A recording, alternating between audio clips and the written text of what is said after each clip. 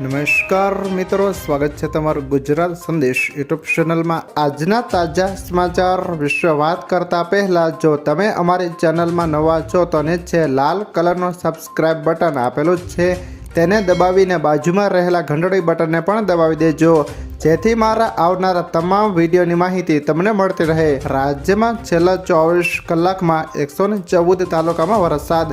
સૌથી વધુ વરસાદ બનાસકાંઠાના પોશીનામાં 2.5 ઇંચથી વધુ વરસાદ નોંધાયો હતો। ત્યારે જાણો કયા તાલુકામાં કેટલો વરસાદ ખાબક્યો હતો।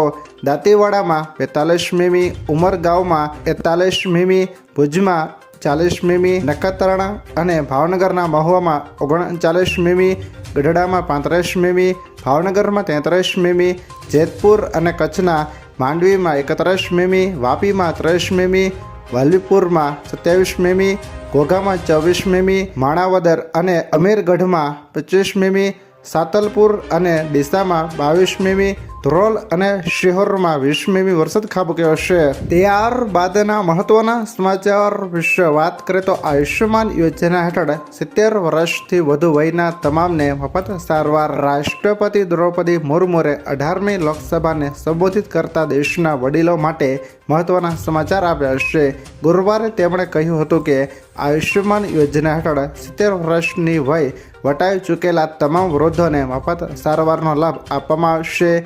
તેઓએ કહ્યું હતું કે નવી સરકારમાં અમે 70 વર્ષથી વધુ ઉંમરના તમામ લોકોને આયુષ્યમાનનો લાભ આપી રહ્યા છીએ। એટલું જ નહીં, સરકારે ખેડૂતો માટે સતત કામ કરી રહી છે। 20,000 કરોડ રૂપિયા ખેડૂતો માટે ટ્રાન્સફર કરવામાં આવ્યા છે। આ નિર્ણયથી અમે ખેડૂતોને વધુ આત્મનિર્ભર બનાવ્યા છે। ત્યારબાદના મહત્વના સમાચાર વિશે વાત કરીએ તો વરસાદને લઈને અંબાલાલ પટેલની આગાહી। રાજ્યમાં આજથી અતિભારે વરસાદની આગાહી। એક સાથે 3 જેટલી વરસાદી સિસ્ટમ થઈ સક્રિય। 30 જૂન બાદ સમગ્ર રાજ્યમાં મેઘમહેર જોવા મળે છે। ગુજરાતમાં 30 જૂનથી 1 જુલાઈ વચ્ચે મધ્ય ગુજરાત અને દક્ષિણ ગુજરાતના ભાગોમાં ભારેથી અતિભારે વરસાદની શક્યતા છે।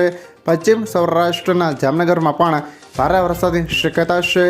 અમદાવાદ, વડોદરા, ગાંધીનગરમાં પણ ભારે વરસાદની શક્યતા છે। 2 થી 5 જુલાઈ વચ્ચે મધ્ય ગુજરાત અને દક્ષિણ ગુજરાતમાં ભારે વરસાદની શક્યતા છે।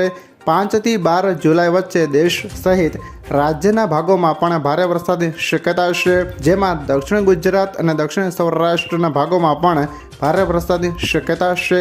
વરસાદની પગલે દક્ષિણ ગુજરાતના વિસ્તારોમાં પૂરની સ્થિતિ ઊભી થવાની શક્યતા છે। ત્યારબાદના મહત્વના સમાચાર વિશે વાત કરીએ તો વોડાફોન આઈડિયાએ પણ આપ્યો ઝટકો। જીઓ અને એરટેલ પછી દેશની ત્રીજી સૌથી મોટી ટેલિકોમ કંપની વોડાફોન આઈડિયાએ પણ મોબાઈલ રિચાર્જના ભાવમાં વધારો કર્યો છે। કંપનીએ પ્રીપેડ અને પોસ્ટપેડ બંને મોબાઈલ ટેરિફમાં 10 થી 21% વધારો કરવાનો નિર્ણય કર્યો છે। હવે તમારે 179 રૂપિયાના પ્લાન માટે 199 રૂપિયા ચૂકવવા પડશે, જ્યારે 459 રૂપિયાના પ્લાન માટે તમારે 509 રૂપિયા અને 1799 રૂપિયાના પ્લાન માટે તમારે 1999 રૂપિયા ચૂકવવા પડશે। નવી કિંમત 4 જુલાઈથી અમલમાં આવશે, જ્યારે 319 રૂપિયાનો 1 મહિનાનો પ્લાન 379 રૂપિયા, ડેટા એન્ડ ઓન પ્લાન 19 રૂપિયાનો પ્લાન 22 રૂપિયાનો અને 39 રૂપિયાનો પ્લાન 48 રૂપિયાનો બની ગયો છે। આ પ્લાન્સની વેલિડિટી 1 અને 3 દિવસની છે। રિલાયન્સ જીઓએ ગુરુવારે દરોમાં 12 થી 25%ની જાહેરાત કરી। તેને અનુસરીને ભારતીય એરટેલ મોબાઈલના દરોમાં 10 થી 21%નો વધારો કર્યો છે।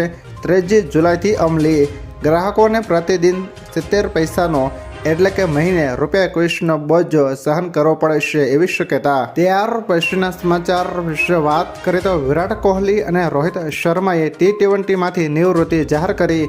T20 વર્લ્ડ કપમાં જીત બાદ રોહિત શર્મા અને વિરાટ કોહલીની જાહેરાત।